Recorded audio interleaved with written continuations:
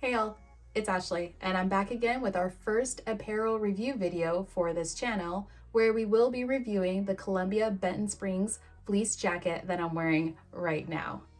If you haven't already, go ahead and check out our grading rubric scoring video where we actually go over how we do scores for gear and apparel on this channel. Also, if you haven't already, go ahead and hit that subscribe button so you're notified every time a new video drops on this channel. Other than that, let's go ahead and get started with the review.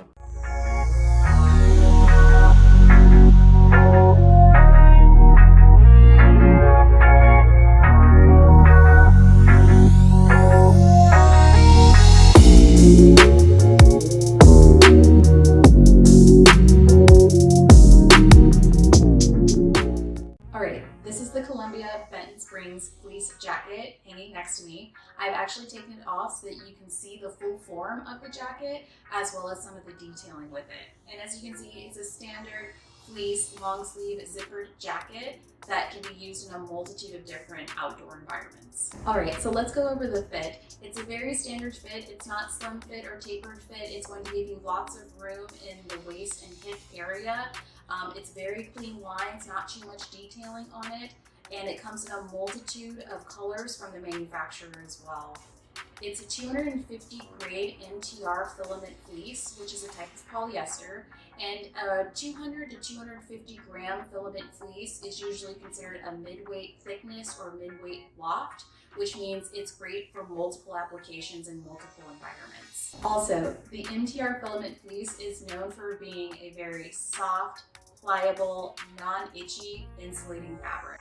All right, so let's get into the fit and form of this jacket. Starting at the neck, I usually wear this jacket all the way zipped up to the neck.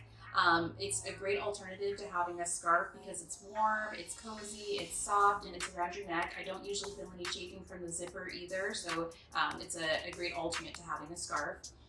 With the shoulders, you definitely get lots of room with the shoulders so that you can layer things underneath it, whether you're wearing additional long sleeves or a t-shirt or something else. It provides lots of room on the shoulders as well. If you pull your shoulders up and stretch them out, you should have multiple functional areas without feeling any sort of resistance in the shoulders. And for me, I have broader shoulders, so it's really important that I get a roomier jacket so that I don't run into those resistance issues while trying to perform in the jacket. Starting at the chest, it fits perfectly, especially if you're layering with it, like I said. I do have a smaller chest size, so if you have a bustier size in the chest, you definitely want to take a look at the manufacturer's measurements just to make sure that you're getting the right size for you. And as we said already with the waist and the hips, it's very roomy, so you can definitely layer with it as a mid-layer, and you shouldn't have any problems with feeling too like a Michelin man or anything like that. The sleeve length is good as well. I don't usually see any pulling up or pulling near the wrist at all. And the sleeves actually come with this really cool wristband so that if you want to pull it up, you can, and it won't lose its position as well. Also, the wristband pulled all the way down is great because it helps lock out the cold. Going over the back length, it's really great while standing. If you are doing a lot of performance movement in this, say like rock climbing or just running, you may feel a little bit of a breeze come up your back. I typically, if you've got your arms above you, you may see some skin showing. So definitely wearing another shirt underneath or something to keep you warmer will help with that. And then going over the waist, you definitely have the elastic cord on the waist to help cinch a little bit better and to keep the cold out as well, which is also a nice feature. And then going over some other detailing, it has 2 pockets on it, which are really nice for stowing small items that you may have on you. And then it's a full length zipper as well that comes all the way up to the neck and then all the way down to the waist. All right, so going over the functionality of this jacket, it is definitely a hydrophobic material, meaning it repels water. So if it does get wet or if it's a misty day, it will help keep you dry and also form a layer so that you can stay insulated and warm even though it might be a little bit wet.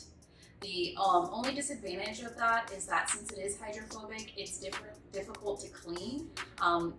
It typically will not take soaps or detergents very well, so it starts to get that backcountry funk going on pretty quickly if it's not maintained and cleaned right after usage. So definitely keep it clean.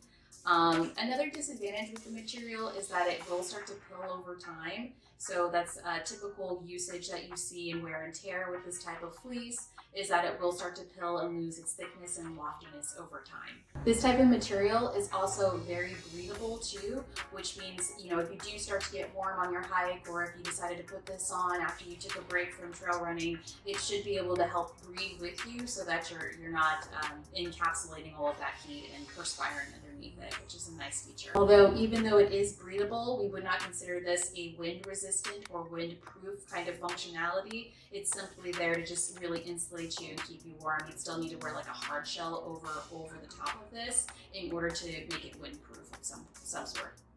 And then going over the durability, I've had this jacket for just over 10 years, and when I bought this jacket, it was actually pre-owned before that. So this jacket you're looking at today is probably about, I would say, 10 to 15 years old, and it's actually held up really well since it's been in my care. This has been on multiple day hikes, cold, wet, backpacking trips, as well as a full backpacking trip down to South America, and it held up really well. I would say over maybe the last year, I've really started to see some deterioration with the material. There's definitely some fading going on now with the coloring. The pilling has definitely started to show. It's it's a little bit more breathable than I think I've had it be before because the pilling's gone down. And then also, you might even be able to see this, but there's definitely some threading happening too with some of the stitching coming out. So it's held up for 10 to 15 years. I would say it's durable as it can be for something that lasted that long. So just going over the fit, form, and functionality of this jacket, I would probably give this a 23 out of 30 on the quality scale. This jacket retails for about $40 MSRP, and similar quality products in the market typically retail for about $73. So adjusting for the overall cost savings on this jacket, you typically get a greater value or utility out of the jacket as well as the lifetime of the jacket. So I would give the product value score probably like a 100 to 102 on the overall scale of this, just to show that you get a really great value, a really great quality, and a really great price for a jacket that'll last you about 10 to 15 years. And in case you're wondering, this jacket is still available on the market. It's a flagship mid-layer insulating jacket for Columbia and is available on multiple brick and mortar retailers as well as online retailers as well. And I'll go ahead and drop a link to this jacket in the video description so you guys can take a look at it. All right, that's it for my review of the Columbia Benton Springs fleece jacket. If you have any questions, go ahead and drop them below in the comment section of this video and I'll be sure to get back to you. And if you enjoyed this video, go ahead and smash that thumbs up button for me, and thanks so much for helping me grow this channel. Also, be sure to check back for the next video I post on a piece of gear or apparel from my outdoor collection. Until then, happy adventuring, and we'll see you next time.